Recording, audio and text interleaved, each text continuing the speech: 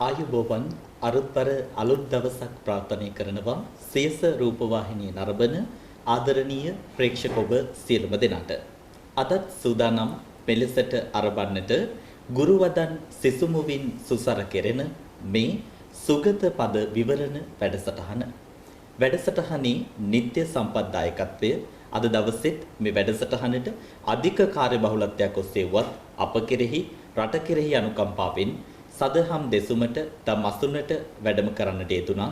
නම කියන්නට අවසරයි පූජ්‍ය එකතනායකම්. නම කියන්නට අවසරයි ආචාර්ය පූජ්‍ය කුකුල්පනේ සුදස්සී ස්වාමීන් වහන්සේ අපේ හම්දුරුවනේ ඊ타ත්ම ගෞරවයෙන් බැතිසිතින් පින් සිතින් ඔබ වහන්සේව මේ අවස්ථාවට පිළිගන්නවා. ඒ වගේමයි හැමදාමත් වගේම මේ වැඩසටහන ආරම්භයේදී අපි මතක් කරනවා මේ වැඩසටහන් සියල්ලක්ම පාහේ ඔබ වෙතට ගෙනෙන්නට අපට ලැබෙන අවසරය අනුමැතිය සියස මාධ්‍යාලයේ ගරු සභාපති තැන්පත් ආචාර්ය පී.කේ.යූ අධිකාරම් මැතිතුමන් කාන්ති අධිකාරම් මැතිනිය ඒ වගේම අධ්‍යක්ෂතුමන් වැඩසටහන් නිෂ්පාදකතුමන් ඇතුළු සමස්ත කාර්ය මණ්ඩලය. ඔවුන් නිසාවෙන්මයි මේ වැඩසටහන් පෙළගැස්ම මෙලෙසට හරි අපූර්වට ඔබට ගෙනෙන්නට අපට හැකියාව ලැබෙන්නේ. ඉතින් මේ සියලුම දෙනා සිහිපත් කරමින් සුගත පද විවරණ වැඩසටහනේ අලුත් අදියරේ වැඩසටහන යලිත් අද දවසේ මෙලෙසින් අප ආරම්භන්නට සූදානම් වෙනවා. අපේ හමුදුරුවන් වහන්සේ දෙසට යොමු වන විටම ඔබ මේ වන විට හරි හැටි හොඳ හැටි දන්නවා සුගත පද විවරණ මේ වැඩසටහනට අප තෝරාගත්තේම මහාචාර්ය රේරුකාණී චන්දවිමල නායක ස්වාමීන්ද්‍රයන් වහන්සේගේ පන්හිදෙන් රචිත මෙන්න මේ පොත වංචක ධර්ම සහ චිත්තෝපක්ලේශ ධර්ම. වංචක ධර්ම පිළිබඳව කොටසින් කොටස හරි අපූර්වට මනාවට පිළිවෙලට අපි සාකච්ඡා කරමින් ආවා. අද තවත් එක් නැවතුමක සිට අප වැඩසටහන ආරම්භන්නට සූදානම් වෙනවා. හිතවතුනි, රාගය කියන කාරණාව ඔබේ මගේ අපේ අපි හැමෝගෙම හිත තුළ ඇති වෙන්නට පුළුවන් පොදු චිත්ත ස්වභාවයක්. නමුත් මේ රාගය ක්‍රියාත්මක වන්නට හීනකින්වත් නොසිතන හිතක එය කෙලෙසින් ක්‍රියාත්මක වේවිද කියන කාරණාවයි අපි සාකච්ඡා කරමින් හිටියේ. අපේ හාමුදුරුවනි, පසුගිය වැඩසටහන් පෙළගැස්මේ රාගය සහ ඒ රාගයේ ක්‍රියාත්මක වෙන්නට පුළුවන් වර ස්වභාව දෙකක් ගැන අපි කතා කළා. හාමුදුරුවනි, අද මම ඔබ වහන්සේ දෙසට යොමු වෙනවා බොහොමත්ම ශ්‍රද්ධාවෙන් ශ්‍රද්ධාවේශයෙන් තියෙන වංචක රාගය පිළිබඳව කතා කරන්න. අපේ හාමුදුරුවනි, අපි එතනින් ආරම්භ කරමු. තෙරුවන් සරණයි හැම දිනාටම. ශහන් මහත්මයා, මේ සද්ධාවේශයෙන් ඇතිවෙන රාගයත් බහුල කොට ඇති වෙන්නට පුළුවන් කාරණයක්. විශේෂයෙන් භික්ෂූන් වහන්සේලා කෙරෙහි ගිහියන් තුල විශේෂයෙන් ඇති වෙන්නට පුළුවන්. ඒ වගේම භික්ෂුන් වහන්සේලා නොවුනත් යම්කිසි ගෞරවනීය පූජනීය චරිත පිළිබඳව එහෙම ඇති වෙන්නට පුළුවන්.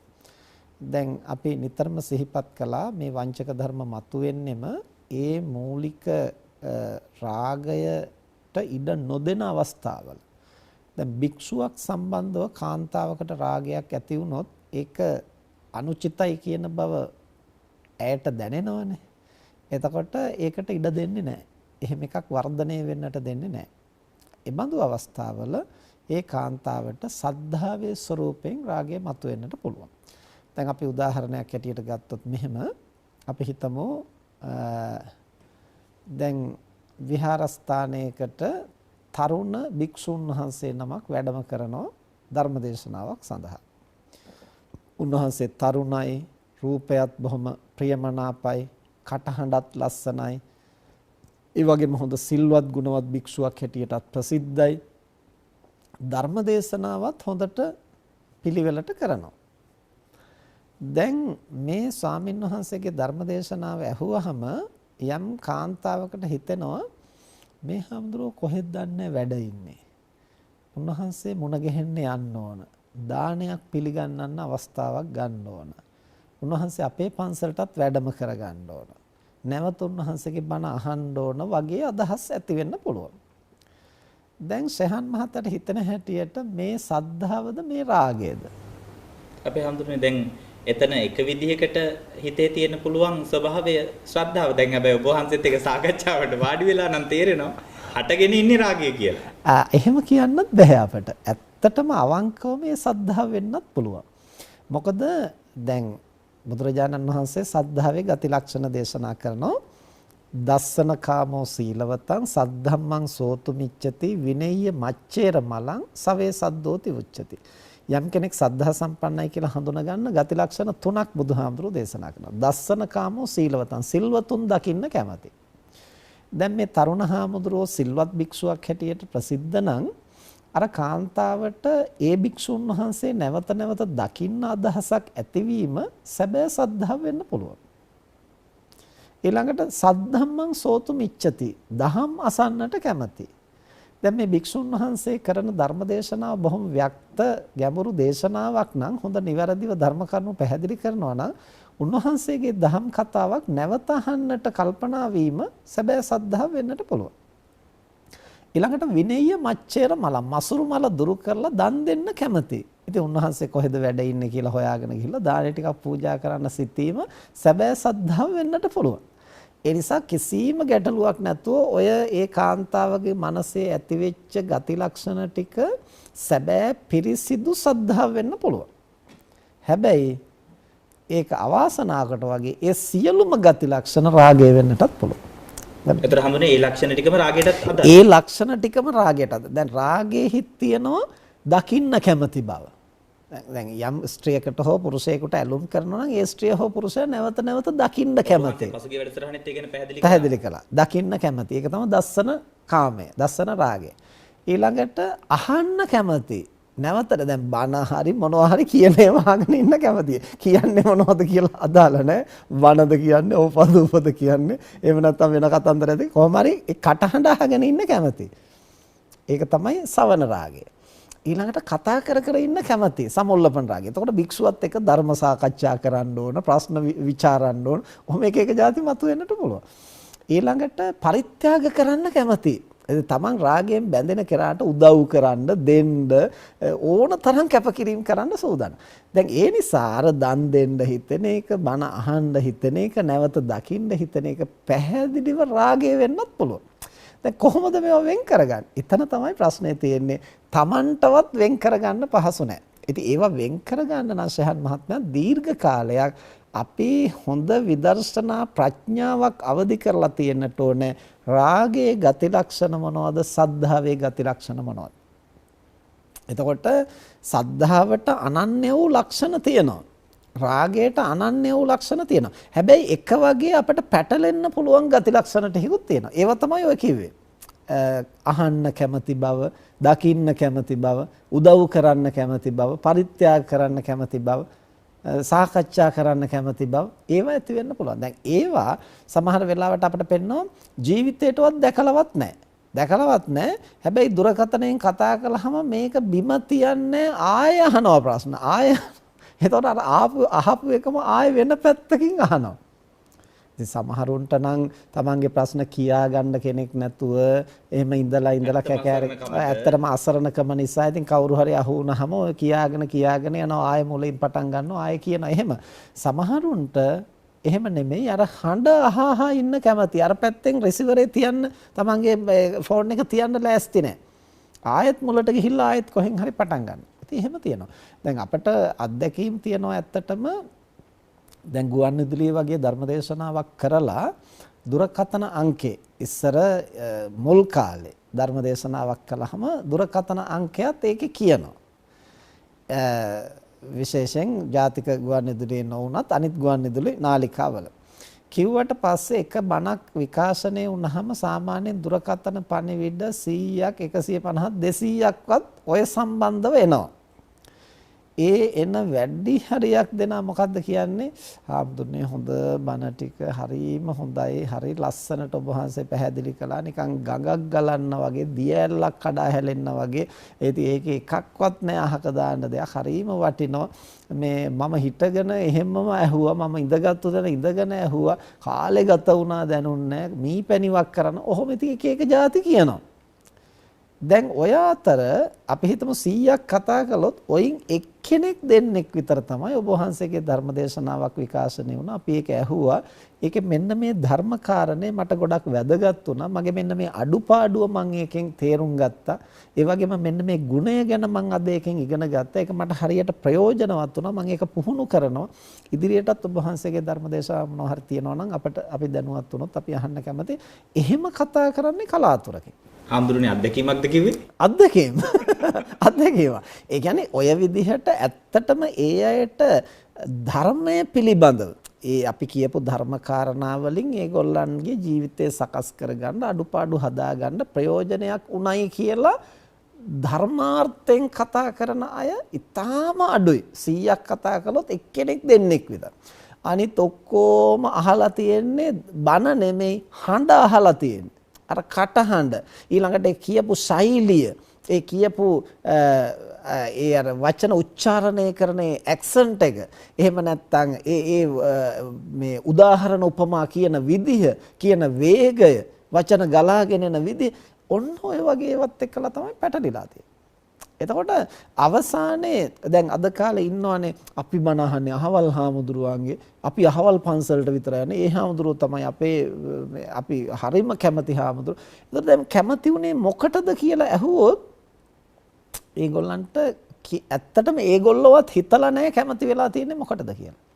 එහෙම හිතලා කල්පනා කරලා වෙනම විමර්ශනය කරලා පරීක්ෂා කරලා බැලුවොත් එක්ක කටහඬට එක්ක උච්චාරණ ශෛලියට එක්කෝ වචන භාවිතා කරන අනුපිළිවෙලට එක්කෝ උපමා උදාහරණ කියන විදිහට එක්කෝ අර හිනස්සවන විදිහට මෙහෙම මොනවා හරි බාහිර කාරණා ටිකක් තමයි වට පාදක වෙලා. හරියට කියපු දහම් කරුණ තේරුම් ගන්න. දැන් ඒක අල්ල ගන්න පුළුවන් තවත් තැනක් තමයි. දැන් එහෙම කියනවානේ හරි හොඳ බණක් කිව්වා. ඉතින් මම සමහරලාට අහනවා මේ මොකද්ද මේ බණේ මාතෘකාවද? මේ ඒක නම් මතක නෑ හැමදෙන්නේ. හැබැයි හොඳ බණ. එතන මාතෘකාවවත් මතක නැහැ. එතන මාතෘකාව මතක නැත්තම් මේ කියපු ධර්ම කාරණය මොකක් හරි මේ කිව්වහම මේ ගොඩක් જાති කිව්වා වහන්සේකදී. ඇත්තටම මේ හරි වටිනවා. එහෙම තමයි කියන්නේ. දැන් අර කියපු එකක්වත් මතකත් නැහැ. මාතෘකාවක් දන්නෙත් නැහැ. ඒකෙන් ඉගෙනගත්තු දෙයක්වත් නැහැ. ඒකෙන් අපි අදහස් කරන්නේ බණක් ඇහුවෙන් පස්සේ අග ඉඳන් මුලට කටපාඩම් තියෙන්න ඕන මුල ඉඳන් අගට ඒක කියන්න පුළුවන් වෙන්න ඕන කියන එක. ඒක නෙමෙයි. ඒ කියන්නේ මිනිස්සෙක් බණක් ඇහුවෙන් පස්සේ වචන කටපාඩම් කර ගැනීමක් අවශ්‍ය වෙන්නේ නැහැ. අවශ්‍ය තැනදී ඒ අදහස මතුවෙනවා නම් එච්චරයි. දැන් අපි හිතමු කෝපය දුරු කරන ක්‍රමයක් ගැන උදාහරණයක් පැහැදිලි කළා නම් උදාහරණ කතාවක් කිව්වා නම් හැමතිස්සෙම හාමුදුරුවෝ මෙහෙම එකක් කිව්වා කියලා මතක් වෙන්න ඕනේ. Tamanට කෝපය මතුවෙනකොට එදා හාමුදුරුවෝ ධර්මදේශනාවේදී මේ කාරණේ නේද කියා දුන්නේ කියන එක ඒ අවශ්‍ය වෙලාවට සිහිපත් වෙනවා නම් ඒ හොඳටම ඇති. ධර්මයේ ප්‍රගුණ කරන්න. නමුත් දැන් හුඟක් දෙනාට එහෙම සිහි වෙන බවක් පේනෙන්නෙත් නැහැ. එහෙම ප්‍රගුණ කරන බවක් පේනෙන්නෙත් නැහැ. ඒ ධාමෙන් තමන්ගේ අඩුපාඩුවක් දැකලා ඒක සකස් කරගන්න එහෙම නැත්නම් ගුණයක් දිනු කරන්න ඒ මොකකටවත් උත්සාහවත් වෙන බවක් පේන්නේ ඒ අර වචනත් එක්කලා පැටලෙනවා. එහෙම නැත්නම් රූපයත් එක්කලා එහෙම නැත්නම් උන්වහන්සේගේ ගමන් බිමන් රටාවත් එක්කලා මේ මොනවා හරි එක්කලා පටලැවිල්ලක් ඇති කරගන්න. ඉතින් ඒ එකක්වත් හැබැයි සද්ධාව කියලා හඳුනා ගන්නට පුළුවන් කමක් නැහැ. ඉතින් ওই විදිහට නැවත අපි ප්‍රත්‍යවේක්ෂා කරලා බලන්නට ඕන අපේ සිතේ යම්කිසි කෙනෙක් පිළිබඳව ප්‍රසාදයක් ඇති වුණොත් ඇත්තටම මේ ඇතිවෙච්ච ප්‍රසාදය සද්ධාවද මොකක්ද? දැන් මේක මහානායක හඳුරු කිව්ව අපි පහුගිය වැඩසටහනේදී සාකච්ඡා කළානේ රාගය කියන එක පුරුෂයා තුළ ස්ත්‍රිය සම්බන්ධ ස්ත්‍රිය තුළ පුරුෂයා සම්බන්ධ විතරක් නෙමෙයි පුරුෂයා තුළ පුරුෂයා කෙරෙහිත් ඇති වෙන්න පුළුවන් ස්ත්‍රිය තුළ ස්ත්‍රිය කෙරෙහිත් ඇති වෙන්න පුළුවන් අනිත් එක තමයි අපි කතා කරලා මේ රාගය කියන්නේ මෛතුන රාගය විතරක් නෙමෙයි කියන්නේ ඔවුනොවුන් කායික වශයෙන් ඇසුරු කරනවා කියන එක විතරක් නෙමෙයි මේ රාගය කියලා කියන්නේ අර අහන්න කැමති බව දකින්න කැමති බව උදව් කරන්න කැමති බව ඇසුරු කරන්න කැමති බව කතා කර ඉන්නට කැමති මේ ඕනම එකක් වෙන්නට පුළුවන් ඒ ඕනම තත්වයකින් ක්‍රියාත්මක වෙන්න පුළුවන්. එතකොට දැන් මම හිතන්නේ පහුගිය වැඩසටහනකත් අපි මතක් කළාද කොහෙද එක මහත්මයෙක් මැදිවියේ මහත්මයෙක් අපිට දවසක් කතා කරලා කිව්වා හාමුදුරනේ මේ ඔබ වහන්සේගේ ධර්ම දේශනා මම අහනවා මට ඔබ වහන්සේ දකින්න කැමැත්තක් ඇති වුණා මට හරි සද්ධාාවක් ඇති වෙලා තියෙන ඔබ වහන්සේ ගැන ඒ නිසා මට ඔබ වහන්සේ මුණ ගැහෙන්න දවසක් වෙලාවක් දෙන්න පුළුවන්. මම හිතුවේ වෙලාවක් කිව්වා හවල් දවසේ එන්න එහෙනම්. ඊට පස්සේ ඉතින් පුතා රැකියාවට යන කෙනෙක් පුතාටත් නිවාඩුවක් දාන්න කියලා පුතත් එක්කලා මේ තාත්තා ආවා. ඇවිදින් මගේ කකුල් දෙක අල්ලලා වැඳලා නැගිටිනකොට කඳුළු සට ගාලා වැටෙනවා. ඉතින් එතුමා කිව්වා හාමුදුරනේ මේ ඔබ වහන්සේ ගැන මට ලොකු පැහැදීමක් තියෙන්නේ. ඉතින් මට මේ ඔබ වහන්සේ මුණ ගැහෙන්න එන්න දිනේ වෙලාව දුන්නාට පස්සේ මට නිින්ද ගියෙත් නෑ සමහර දවස්වල කියලා. ඉතින් මම ඇහුවා මේ ඊට පස්සේ මං කිව්වා දැන් ස්වාමීන් වහන්සේලා නමක් ගැන පැහැදීමක් ඇති වෙන එක හොඳයි. ඒක වරදක් නෙමෙයි. හැබැයි ඒකේ නිින්ද යන්නේ නැත්නම් එතන වෙන මොකක් හරි ප්‍රශ්නයක් තියෙනවා. එතුමා මාව සජීවීව ඒ වෙනකොට දැකලා තිබුණෙත් නෑ. දැන් මම මෙතන කියන්නේ එතුමාට අපි කෙරෙහි රාගයක් ඇති වුණා කියන එකම නෙමෙයි. දැන් යම් තැනක සද්ධාාවක් මතු වුනහම එතන අසමතුලිත නම් එතන තියෙනවා අර ප්‍රඥාවෙන් සමබර නොවිච්ච ගතිය. එහෙමනම් එතන තියෙන හැබැයි ගුණය නෙමෙයි. එතන මොකක් හරි වෙන අකුසල මූලයන් එක්කලා පටලැවිල්ලක් තියෙනවා. අන්න ඒ විදිහට තමයි අපි ප්‍රත්‍යවේක්ෂා කරලා හඳුනා ගන්න ඇත්තේ. දැන් ස්වාමින් වහන්සේ නමක් පිළිබඳව සද්ධාව ඇති වුණා කියලා Tamanට දැනෙනවා නම් පොඩ්ඩක් පරීක්ෂා කරලා බලන්න ඕනේ. දැන් නිකන් නිින්ද යන්නේ නැහැ වගේ එහෙම අමාරුවක් ඒකත් එක්ක එනවද? එහෙම නැත්නම් දැන් මේ බලන්න ගියේ නැත්නම් කොයි වෙලේ යන්නද කියලා එහෙම නිකන් කලබලයක් තියනවද? අසහනකාරී සිතුවිල්ලක් තියනවද? නිකන් දැක්කේ නැත්නම් බෑ වගේ එකක් තියනවද? ඉතින් අන්න එහෙම Tamanගේ මනසත් එක්ක පරීක්ෂා කරලා බලන්න ඕනේ. එහෙම විමසලා බැලුවොත් තමයි අපිට හඳුනා ගන්න පුළුවන් මේ මනෝභාව. මොකද රාගයේහි තියෙනවා එක්තරා කලබල කරන, වික්ෂිප්ත කරන, දවන, තවන, රත් කරන, ඇලෙන, බැඳෙන ගතියක් තියෙනවා. සද්ධාවේ තියෙන්නේ සෞම්‍ය වූ, සංසුන් කරන, සිසිල් කරන, සුවපත් කරන ගතියක්. මොකද ඒක කුසලයක්නේ. ඒතර කුසලයේ අරම දවන තවන වික්ෂිප්ත කරන ගතිය නැහැ. ඉතින් එහෙම දවන තවන වික්ෂිප්ත කරන ගතියක් තියෙනවා නම් යම් තැනක එය සද්ධාව වගේ හිතුණට දෙවරක් නෙමෙයි 100ක් වරක් ප්‍රත්‍යවේක්ෂා කරලා බලන්න ඕනේ. හැබැයි සද්ධාවද කියලා. ඔබ යම් කිසි දෙයක් පිළිබඳ හිතමින් දැවෙනවද, තැවෙනවද, ඔබ රත් වෙනවද? නැත්නම් යම් දෙයක් සිහියට ආසනින් ඔබ සිසිල් වෙනවාද, ඒ පිළිබඳ බුදු වෙනවාද? ඔබේ හිත ඒ පිළිබඳව යහපත් සිතුවිල්ලකින් දෝරේ ගලාගෙන යනවාද? හිතන්නට කාලය එළඹිලා තියෙනවා. මදකට අපිට අවසර දෙන්න ඔබ හිතනකම් ප්‍රධාන පාලක මැදිරියට යන්න. කෙටි විරාමයෙන් අනතුරුව යලිත් ඔබ එකතු වන්නේ සියස සුගත පද විවරණ වැඩසටහනත් සමගින්. අපේ හාමුදුරුවනි, අපි බොහෝ දෙනෙක් පින් කරන්න කැමතියි. පව් කරන්න තුන් හිතකින්වත් හිතන්නේ නැහැ.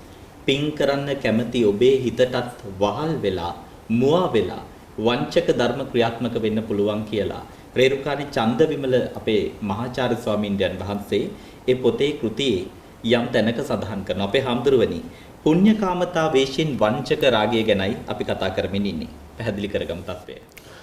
ඔව් සහන් මහත්මයා, අපි දැන් පහුගිය වැඩසටහන් ගණනාවක කතා කළා ලෝභය කොහොමද පින් කිරීමේ ස්වરૂපයෙන් මතුවෙන්නේ. ඒක අවස්ථා දෙකකදී අපි කතා කළා. එකක් තමයි මේ නොලැබූ සම්පත් ලබන්නට ඇති වෙන තෘෂ්ණාව කුසල් දහම් කිරීමේ ස්වરૂපයෙන් මතුවෙන්න පුළුවන්. අනිත් එක තමයි ඉන්ද්‍රිය පිනවීමේ කැමැත්ත. ඒ කියන්නේ දේවල් අහන්න, දකින්න කැමැති බව පුණ්‍යකාමතා වේශයෙන් පැමිණෙන්න පුළුවන්. දැන් මේ රාගයත් අන්නේ දෙවනුවට කිව්ව ස්වરૂපයෙන් තමයි, කියන්නේ ඉන්ද්‍රිය පිනවන ස්වરૂපයෙන් තමයි මතුවෙන්නේ. දැන් අර ලෝභය ගැන අපි කතා කරනකොට දැන් රාගය සහ ලෝභයේ වෙනස ඔබතුමා පහුගිය වැඩසටහනක අපි කතා කළානේ. එතකොට ඒකෙදි අපි දල වශයෙන් අදහසක් කිව්වේ, ඒව තව සූක්ෂම වෙනස්කම් තියෙන්න පුළුවන්. දල වශයෙන් ගත්තහම ද්‍රව්‍ය පිළිබඳ, වස්තු පිළිබඳ, ස්ථාන පිළිබඳව, තනතුරු පිළිබඳව, ඒවා පිළිබඳව තමයි බොහෝ කොට ලෝභය කියන වචනේ අපි පාවිච්චි කරන්නේ. පුද්ගලයෝ සම්බන්ධව කතා කරනකොට, පුද්ගල ස්වરૂපයන් සම්බන්ධව කතා කරනකොට ගොඩක් වෙලාවට රාගය කියන වචනේ තමයි පාවිච්චි වෙන්නේ. එතකොට දැන් අර පුණ්‍යකාමතාවයෙන් ලෝභය ඇති වෙනකොට අර විදිහට ස්ථාන දැකීම, පින්කම් වලට පිරිස රාශි වෙන තැන් දැකීම, ඒ වගේම චෛත්‍ය ස්ථාන, බෝධි, බුද්ධ ප්‍රතිමා වන්දනා කරන්නට සුදුසු පින්බිම් ආදිය සොයාගෙන යනවා. දැන් මේ රාගය මතුවෙනකොට ගොඩක් වෙලාවට ඒක පුද්ගල බද්ධව තමයි ඒ කුසල් කිරීමේ කැමැත්ත මතුවෙන්නේ. දැන් ඒක මහානායක හඳුරෝ මෙහෙම පැහැදිලි කරනවා. පුණ්‍යකාමතා යනු පින් කරනු කැමැති බවය. ශ්‍රද්ධා රූපයෙන් උපන් රාගයම පසුව පුණ්‍යකාමතා රූපේ ගන්නේය. එයින් මෙහෙණු ලැබූ ස්ත්‍රීහු පින්කම් කරමි තමන් ඇලුම් කරන භික්ෂුව නිසා භික්ෂූන්ට දන් දෙති. භික්ෂූන් වෙසෙන විහාරයන්ට ගොස් පින්කම් කරති. මේවා පින්වේද නොවේද යන බව නිශ්චය කිරීම ඉතා දුෂ්කරය. දර්ශන රාගයේද පුණ්‍යකාමතා වේශය ගන්නේය. ඇතැම් තරුණ තරුණියන් පින් කිරීමට යයි පිරිත් පින්කම් බණ පින්කම් යන්නේත් වන්දනා ගමන් යන්නේත් පුණ්‍යකාමතා වේශයෙන් පැමිණි රාගයාගේ මිහිීමෙනි. දැන් මෙතන අපිට කරුණු කිහිපයක් කියනවා ශහන් මහත්මයා. එකක් තමයි දැන් කාන්තාවක් තුළ කාන්තාවට විතරක් සාධාරණ කාරණයක් නෙමෙයි මේක. පුරුෂයාටත් එහෙම වෙන්නට පුළුවන්. කාන්තාවක් තුළ යම්කිසි පැවිද්දෙක් කෙරෙහි ඇලීමක් ඇති වුණොත් බැඳීමක් රාගයක් ඇති වුණොත් ඊට පස්සේ දැන් මේ කවදාවත් මීට කලින් හාමුදුරුව ගැන එච්චර ප්‍රසාදයෙන් ගෞරවයෙන් කටයුතු කරලා නැහැ. දැන් අර හාමුදුරුව ගැන අර රාගී සිත ඇති වුනහම ඇයට තේරෙන්නේ නැහැ ඒක රාගය කියලා. දැන් ඒ හාමුදුරුව කෙරෙහි ලොකු සද්ධාාවක් උපදිනවා.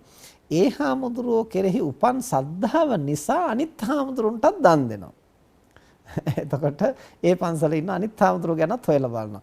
එතකොට දැන් Tamanට තේරෙන්නේ නැහැ දැන් මේ සියලු දෙනාගේ ප්‍රසාදය දිනාගෙන Tamanට මෙතනට එන්න පොඩි පසුබිමක් Tamanට නොදැනුවත්වම Taman අතින්ම සැකසෙනවා. නමුත් ඇයට හිතෙන්නේ මම මේ බොහොම පෙරට වඩා දැන් මගේ මනසේ සද්ධාව මතුවෙන්න පවතිනවා. දැන් පිනට දහමට යොමු වෙලා ඉස්සර මම මෙහෙම පින්කම් කරන්න දැන් මම ගොඩක් පින්කම් කරනවා දැන් දන් දෙනවා. ඉතින් පෙරට වඩා මම හොඳයි කියන යම් අදහසක් එනවා. ඉතින් රේරුකාණේ මහානායක හාමුදුරුවෝ මේ ධර්ම විග්‍රහයන් පිළිබඳව අභිධර්ම කරුණු පිළිබඳව හරි විචක්ෂණ ඥානයක් ඇති උත්තමේ. උන්වහන්සේත් මෙතනදී සිහිපත් කරනවා මේවා පින්ද පවුද කියලා තීරණය කිරීමත් පහසු නෑ කියලා. ඒ තරම් සූක්ෂමයි මනෝභාවය. ඒතකොට දැන් දානෙත් දෙනවා. උදව්ත් කරනවා. පන්සලටත් යනවා. නමුත් මනෝභාවයත් ඉතින් එතනදී අපිට හඳුනා ගන්නට වෙන්නේ අර ආහාර පාන ආදී පරිත්‍යාග කළාම එහි විපාකයක් හැටියට සසර ගමනේ ආහාර ලැබෙනවා. හැබැයි ඒ දන් දීමට මුවා වෙලා රාගසිත නම් වැඩෙන්නේ එහි ප්‍රතිඵලයක් හැටියට සසර ගමනේ Taman නිවන් මගින් ඈත් වෙනවා.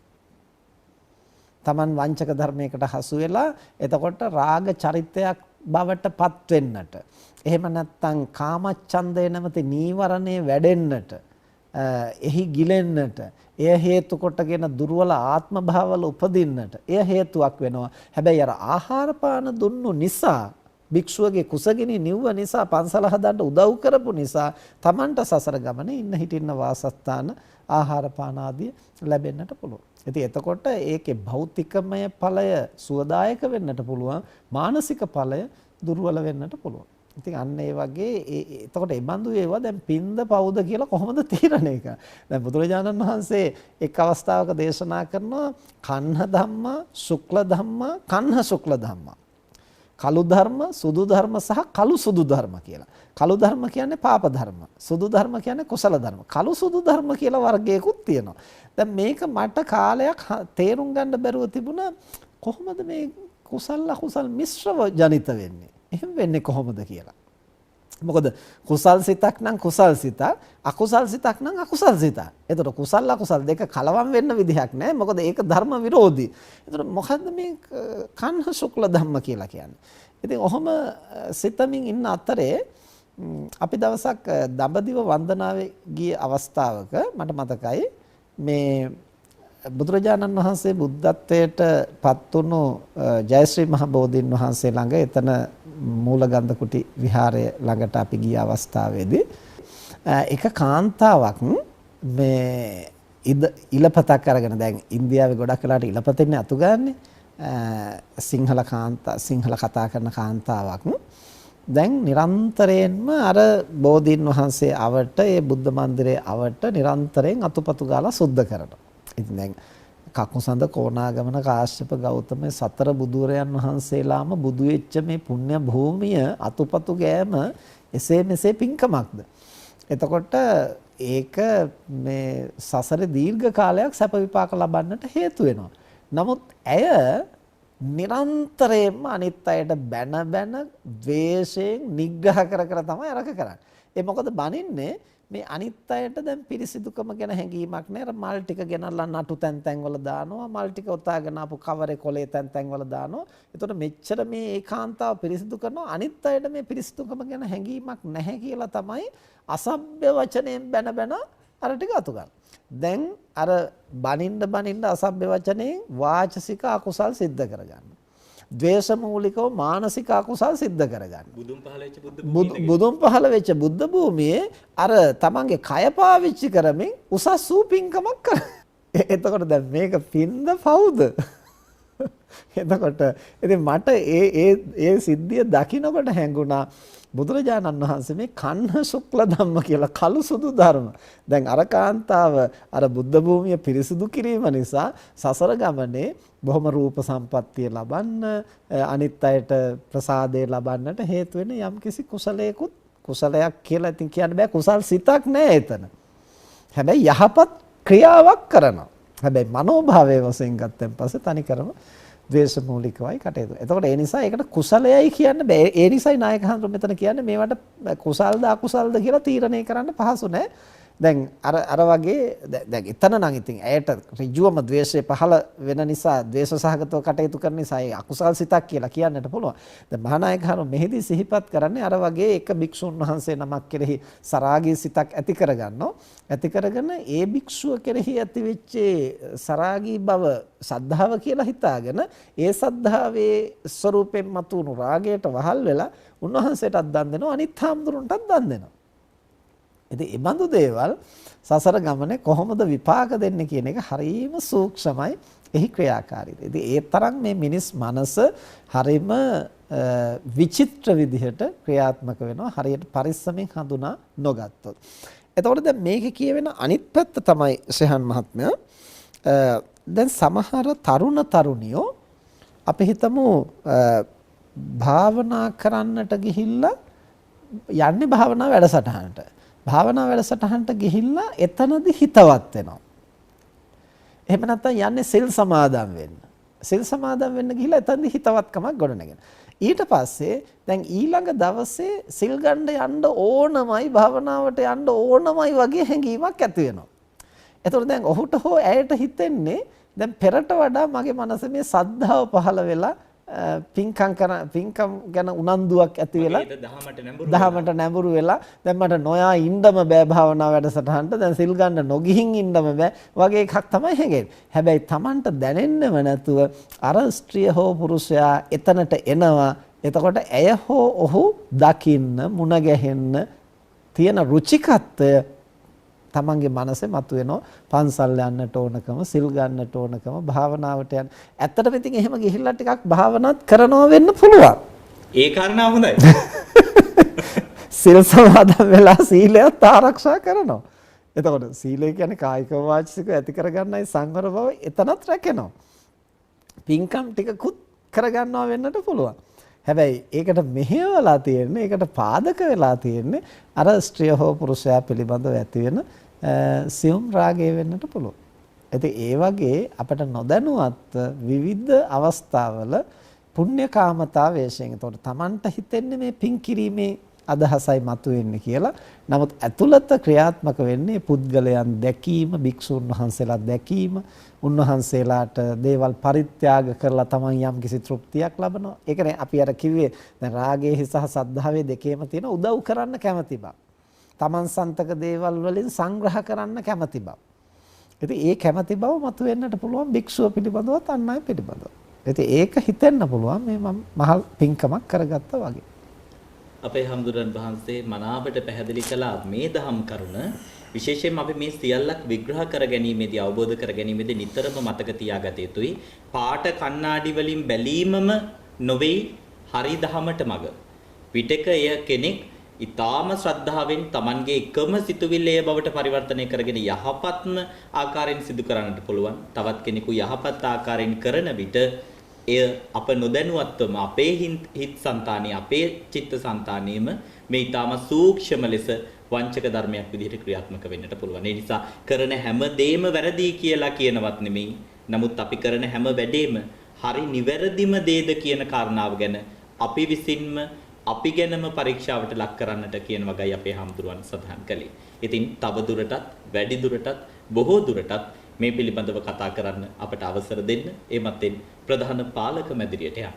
විරාමයෙන් අනතුරුව ඔබ යලිත් සියස සුගත පද විවරණ වැඩසටහනත් සමගින්. අපි මේ වැඩසටහනේ අවසන් අදියරේ තමයි ඉන්නේ. අද දවසේ හිතවතුනි අප බොහෝ දුරට මේ වංචක ධර්ම පිළිබඳව රාගයට සම්බන්ධ වංචක ධර්ම පිළිබඳවයි කතා කරමින් සිටියේ.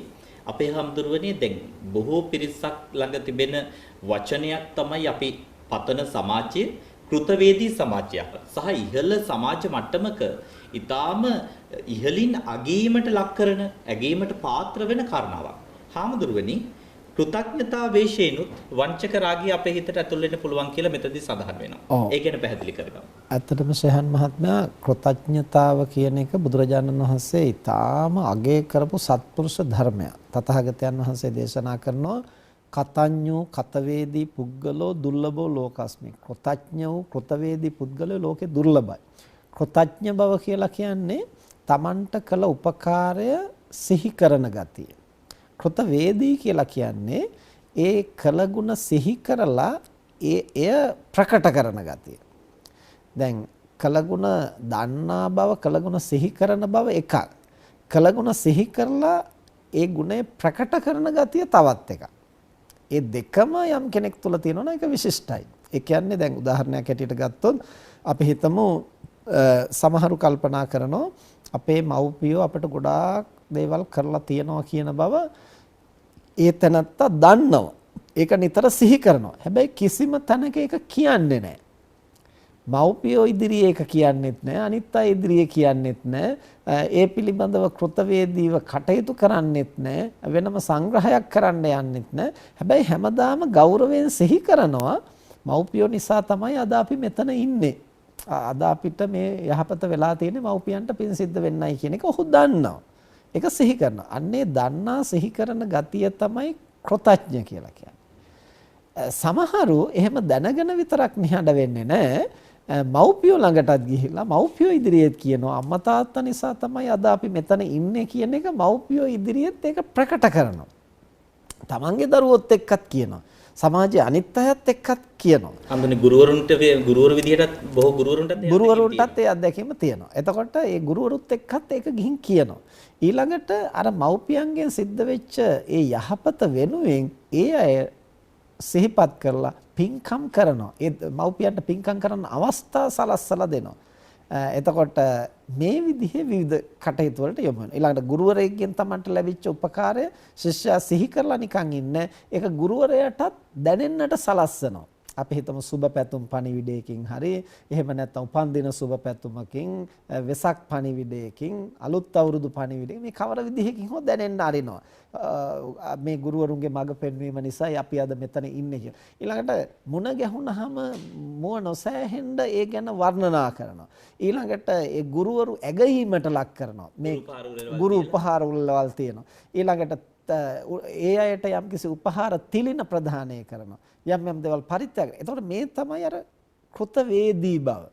කෘතඥයි ඒක දන්නවා මට මේ උදව්ව ලැබුණයි කියලා. හැබැයි ඒක දැනගෙන නිකන් ඉන්න ඒක ප්‍රකට කරනවා. ප්‍රකට කරලා ඒ විදිහෙන් ක්‍රියාත්මක වෙනවා. එතකොට බුදුරජාණන් වහන්සේ දේශනා කරන කෘතඥ පුද්ගලයොත් ලෝකේ දුර්ලභයි, කෘතවේදී පුද්ගලයොත් ලෝකේ දුර්ලභයි. ඉතින් යම් කෙනෙක් තුළ මේ කෘතඥ බව සහ කෘතවේදී බව තියෙනවා නම් ඒ සමස්ත සත්පුරුෂ ධර්මයයි කියලා බුදුහාරෝ දේශනා කරනවා. සත්පුරුෂ භූමිය හැටියට. භූමිය කියන්නේ යමක් ජනිත වෙන පදනමනේ. එතකොට තථාගතයන් වහන්සේ සත්පුරුෂ භූමි සූත්‍රය දක්වනවා කෘතඥතාවය සහ කෘතවේදීත්වය කියන්නේ සමස්ත සත්පුරුෂ භූමියයි. සියලු සත්පුරුෂ ධර්ම වැඩෙන පදනම තමයි කෘතඥ බව සහ කෘතවේදී බව. ඉතින් යම් කෙනෙක් තුල කෘතඥතාවය නැතිනම්, ඒ කියන්නේ කළගුණ සිහි කරන්නේ නැතිනම්, කළගුණ ඉක්මනට අමතක කරනවා නම් එතනත්තා ගුණමකුවෙක් වෙනවා. අකෘතඥ පුද්ගලයෙක් වෙනවා. අකතවේදී පුද්ගලයෙක් වෙනවා. ඉතින් ඒක සත්පුරුෂ ධර්මයක් නෙමෙයි. අකෘතඥ බව සහ අකතවේදී බව සමස්ත අසත්පුරුෂ භූමියයි කියලා බුදුහාර දේශනා. සියලු අසත්පුරුෂකම් ජනිත වෙන පදනම තමයි අකෘතඥ බව සහ අකතවේදී බව. ඉතින් මේ විදිහට බුදුදහම තුල තථාගතයන් වහන්සේ නිතර අගය කරපු වර්ණනා කරපු විශිෂ්ට ගුණයක් තමයි යම්කිසි කෙනෙකුගේ සුළු හෝ උපකාරය සිහි කරන ගතිය. දැන් සාදු නරධර්ම කියලා දක්වලා තියෙනවා තථාගතයන් වහන්සේ ජාතක කතාවල. එතකොට එහිදී දක්වන එක් කාරණයක් තමයි තමන්ට යම් ගසකින් සෙවන ලැබුණා නම් ඒ ගසේ අත්තක්වත් අනවශ්‍ය විදිහට සිඳින්නට එපා. ඒ කියන්නේ ඖෂධයකට ගහේ කොළ ටිකක් අතු ටිකක් මුල් ටිකක් පොතු ටිකක් ඕන වුණොත් ඒක ගලව ගන්න එක කඩා ගන්න එක වෙනම දෙයක්. එහෙම නෙමෙයි අනවශ්‍ය විදිහට ගහක අත්තක් කොළයක්වත් කඩන්න එපා.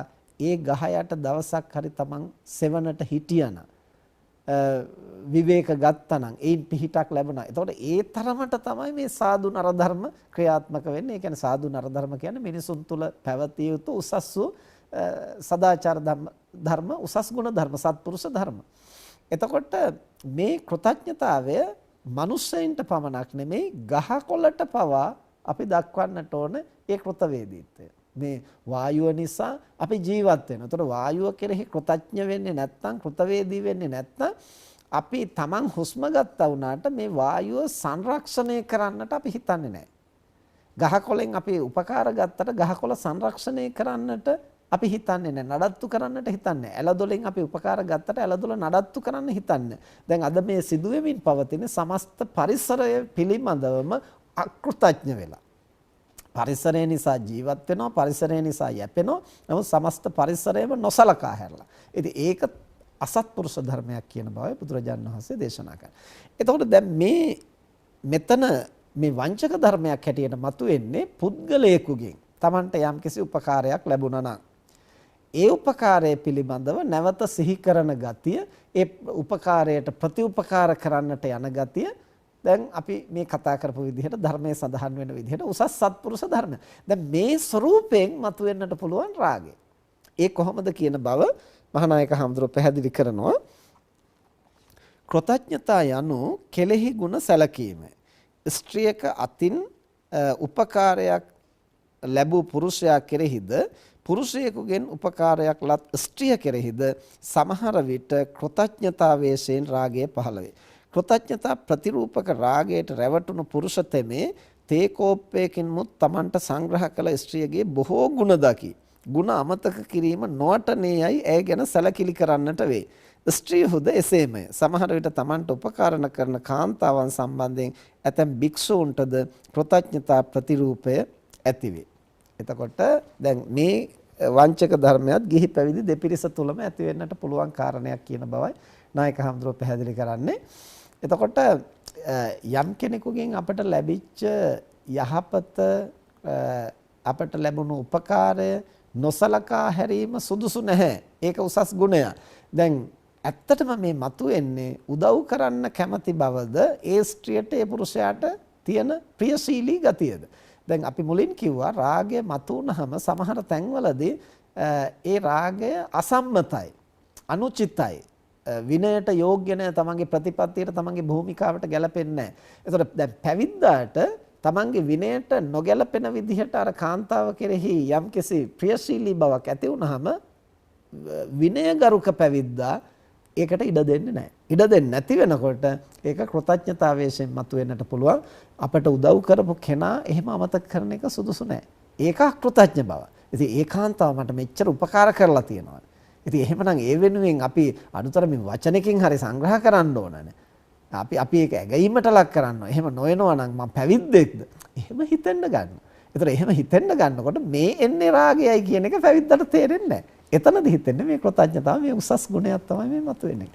එතනද තමයි රැවටෙන්නේ. ඉතින් ඒ විදිහට අර ගුණයේ ස්වરૂපය ගන්නව තමන්ගේ මනසට අනුරූපීව. ඊට පස්සේ දැන් ගිහියා තුල ඒක මතුවෙනකොට ගිහියාටත් අර විදිහට අසම්මත විදිහට යම් කාන්තාවක් පිළිබඳව රාගසිතක් ඇති වුණාන් පස්සේ ඒතනත්තාට හිතෙනවා ඉතින් අපට උපකාර කරපුවා මට මේ රස්සාව හොයාගනිද්දි මෙහෙම එකක් තියෙනවා කියලා මුලින්ම පණිවිඩය කිව්වේ කාන්තාව. එතකොට මට මේ විවාහ වෙන්න මේ විවාහ යෝජනාව කරලා දුන්නේ අසවල් කාන්තාව. එතකොට දැන් මේ විවාහ වෙලා හැබැයි විවාහ යෝජනා කරපු එක්කෙනා ගැන තාම පොඩි ඇගීමක් මනසේ තියෙනවා. ඉතින් ඒක හොඳ නැද්ද? ඉතින් කෘතඥතාවයනේ ඇති වෙන්නේ කියන එක තමයි මුල මතක තියෙන්න ඕන. අපිට එහෙම නැත්නම් අපි සත්පුරුෂයෝද එහෙම තමයි මතුවෙන්නේ. හැබැයි Tamanට නොදැනුවත්වම එතන අර ස්වરૂපේ ක්‍රියාත්මක වෙන්න පුළුවන්. මේ විදිහට ඊටාම සූක්ෂම විදිහට ඒ කෘතඥතා ස්වરૂපයෙන් මතුවෙන්නට පුළුවන්. ඉතින් ඒ ස්වરૂපයෙන් මතුවෙනකොට ගිහියා තුල වුණත් පැවිද්දා තුල වුණත් ඒ Tamanට උදව් කරපු කෙනාට උදව් කරන්න අගය කරන්න එහෙම පෙළඹීමක් ඇති. එතකොට දැන් ඇත්තටම දැන් සමහර වෙලාවට දැන් මේ වංචක ධර්ම වල ස්වභාවයනේ මේවා හැමතිස්සෙම වංචා කරනවා නොවෙන්නටත් පුළුවන්. හැබැයිවට කුසල් සිත වෙන්නත් පුළුවන්. දැන් අපි හිතමුකෝ ඇත්තටම පැවිද්දා තුල අවංක කෘතවේදීත්වයක් ඇති වෙනවා. දැන් එතන රාගය නෙමෙයි වංචක රාගය නෙමෙයි. දැන් කෘතවේදීත්වයෙන් මේ පැවිද්දර කාන්තාවට උදව් කරන්න පෙළඹෙනවා. එහෙම පෙළඹෙනකොට කාන්තාවට හැඟීමක් ඇති වෙනවා. අනේ මේ හාමුදුරුවෝ නම් හරි හොඳ කෙනෙක්. ඒ හාමුදුරුවන්ට පොඩි උදව්වක් මතක තියෙනවා. ඒ නිසා දැන් මේ සලකනවා කියලා අලුතෙන් පටන් ගන්න පුළුවන් සම්බන්ධයක්. එහෙමත් වෙන්න පුළුවන්. ඒතර පටන් ගත්ත මූලික සිතිවිල්ලේ ගෑවිලවත් තිබුණේ. ඒ කියන්නේ පටන් ගන්න තැනදී මේ පැවිද්දාට මොනම රාගසිතක්වත් නැහැ. ඇත්තටම අවංකව කෘතවේදීත්වය ඇති වෙන. හැබැයි කෘතවේදීත්වයෙන් උදව් කරන්න ගිහිලා නිතර මුණ ගැහෙනකොට නිතර කතා කරනකොට නිතර සහාය වෙනකොට අන්න අලුත් සම්බන්ධයක් ගොඩනගෙන්නට පුළුවන්. ඒක වෙනම පැත්තක්. ඊළඟට ගිහියාටත් ඒ ප්‍රශ්නේම වෙන්න පුළුවන්. අවංකවම කෘතඥතාවයෙන් ස්ත්‍රියට හෝ පුරුෂයාට උදව් කරන්නට ඉදිරිපත් වෙනවා. ඊට පස්සේ නිතර දකින්නකොට ඇසුරු කරනකොට Tamanටත් නොදැනුවත්ව අර මනෝභාවයන් නැති වෙන්නට පුළුවන්. දැන් මේ తত্ত্বය ශහන් මහත්මයා ඒ නිසා තමයි බුදුරජාණන් වහන්සේ අර පෙර දිනක අපි සාකච්ඡාවේදී කතා කළේ බුදුහාමුදුරුවෝ ආනන්දහර බුදුහාරගෙන් අහනවානේ කාන්තාව සම්බන්ධව කොහොමද ක්‍රියා කරන්න ඕන? නොදැක සිටීම යහපත්. දැක්කොත් කතා නොකර සිටීම යහපත්. කතා කරන්න වුණොත් මවය සහෝදරිය දියණිය කියන සංඥා ඇති කරගෙන සිහියෙන් කතා කරන එක හොඳයි. එතකොට පැවිද්දාට ස්ත්‍රිය ගැනත් එහෙමයි භික්ෂුණියට පුරුෂයා ගැනත් එහෙමයි. දෙපැත්තටම එහෙමයි. මෙතන ස්ත්‍රියගේ අඩුවක් නෙමෙයි මේ කියන්නේ. එතන තියෙන අන්තරාය. දැන් මේක කොච්චර බරපතලද කියන බව අපේ විනයේ එක් කතා ප්‍රවෘත්තියක සඳහන් වෙනවා. මව සහ පුතා දෙදෙනාම පැවිදි වෙනවා. එතකොට පැවිදි වෙලා මේ භික්ෂුව මව බලන්නට කියලා නිතර භික්ෂුණීන් වහන්සේ දකින්නට යනවා. ඒ භික්ෂුණිය නිතර පුතා බලන්නට කියලා අර හාමුදුරුව බලන්නට එනවා. එතකොට අවසානයේ මේ දෙදෙනා තුල රාගය මතුවෙනවා. ඔවුනෝන් කියන්නේ. එතකොට දැන් මෙතන රාගයක් ඇති වෙන්න තියෙන පසුබිම හොඳටම අඩුයි. එකක් තමයි අම්මයි පුතයි. අනිත් එක දෙදෙනාම පැවිද්දෝ. ඒ නිසා දෙදෙනාගේම මනසේ රාගයක් ඇති වෙන්නට ඒ අය ඉඩ තියන්නේ නැහැ. නමුත් ඇතුළතින් මතුවෙනවා මේ මවය ඇය තමයි මට මේ යහපත සිද්ධ කළේ. එතකොට අර මවගේ සිතේ මතුවෙන මේ මගේ දරුවාය. එතකොට ඒ දාරක ස්නේහය තමයි මුලින් අවදි වෙන්නේ. අර මාතෘ ස්නේහය තමයි මුලින් අවදි වෙන්නේ. නමුත් දන්නේම නැතුව ඒක රාගයක් බවට පරිවර්තන වෙනවා. මේ විදිහට මේ රාගය කියන එක ඊටාම සූක්ෂම විදිහෙන් ක්‍රියාත්මක වෙනවා. දැන් මේ සමහර කාරණාවලදී සහන් මහත්මයා අපට පටලවෙන තැන තමයි අරමුණ සහ අපේ මනෝභාවය දෙක වෙන් කරගන්න බැරි ගතිය. ඒ කියන්නේ දැන් මේ කෘතඥතාවය කියලා මතුවෙනකොට ඒ අනිත් කෙනා මට කරපු උදව්ව හොඳයි. ඒක මතක තියෙන එකත් හොඳයි. හැබැයි ඒ වෙනුවෙන් මම කටයුතු කරන්න යන්නේ මොන මානසිකත්වයෙන්ද? ඒක විමසා බලන්නට ඕන. දැන් උදාහරණයක් ඇටියට දැන් මේක රාගය සම්බන්ධ විතරක් නෙවෙයි අනිත් මනෝභාවයන්ටත් මේක පොදුයි. උදාහරණයක් ඇටියට ගත්තොත් මෙහෙම කියන්න පුළුවන්. අපි හිතමු තමන්ගේ ඥාතියා මැරෙනවා. මැරුණන් පස්සේ ඒ ඥාතියාගේ අභාවය ගැන දුක් වෙනවා. එතකොට අපි පැවිද්දෝ හැටියට කියා දෙනවා ඒ මරණය ගැන දුක් වීම තේරුමක් ඇති දෙයක් නෙමෙයි. ඊට පස්සේ අරගොල්ලන්ට ප්‍රශ්නයක් එනවා. හාමුදුරනේ ජීවත් වෙලා ඉඳද්දි මෙච්චර උදව් කරපු මිනිස්සයා මැරිච්ච ගමන් කොහොමද අමතක කරන්නේ? ඒක මහා අකෘතඥ බවක් නේ. ඒක මහා අසත්පුරුෂ ගතියක් නේ. එතකොට මැරුණයි කියලා මේ මිනිස්සයාගේ ගුණය අමතක කරන්න පුළුවන්ද? ගුණය අමතක කරන්න නැතුව නැවත සිහි කරන එක හොඳයි. නමුත් ඒ සිහි කිරීමේ මුවාවේ මොකද්ද මතුවෙන්නේ? ශෝකය.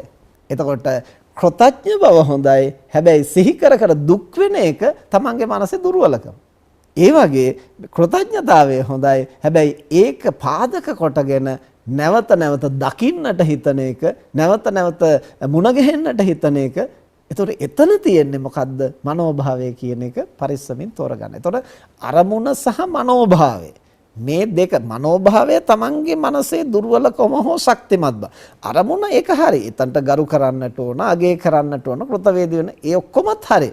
නමුත් ඒ සම්බන්ධව මේ ඇති වෙන මනෝභාවය මොකක්ද කියන එක පැහැදිලි නැතිකමේ ප්‍රශ්නය. ඉතින් ඇයි ඒවා පටලැවෙන්නේ? අරමුණ සහ මනෝභාවය කරුණු දෙකක් කියන බව අපිට වෙන් කරගන්න බැරි වීම නිසා.